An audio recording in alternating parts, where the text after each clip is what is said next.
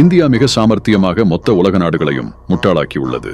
அக்னி 5 ஏவுகணையை ஒரு IRBM என்று சொல்லியது. இதன் ரேஞ்ச் 5000 கிலோமீட்டர் ஆகும்.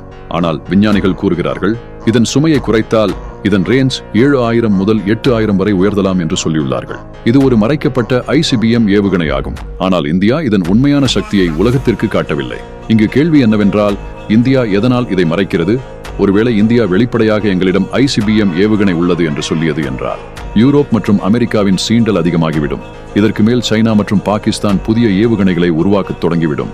இதனால் தான் இந்தியா மிகவும் சாமர்த்தியமாக நாங்கள் வெறும் சாதாரண ஏவுகணைகளை தான் உருவாக்குகின்றோம் மற்றும் இதன் 5000 கிலோமீட்டர் ரேஞ்ச் நமக்கு போதுமானது. ஏனென்றால் இதில் மொத்த சைனாவும் அடங்கிவிடும். ஒன்றை மட்டும் நினைவில் கொள்ளுங்கள், அக்னி 5 வெறும் ஒரு தொடக்கம்தான். உண்மையான ஆட்டம் தொடங்குவது அக்னி 6 வெளியாகும் போது.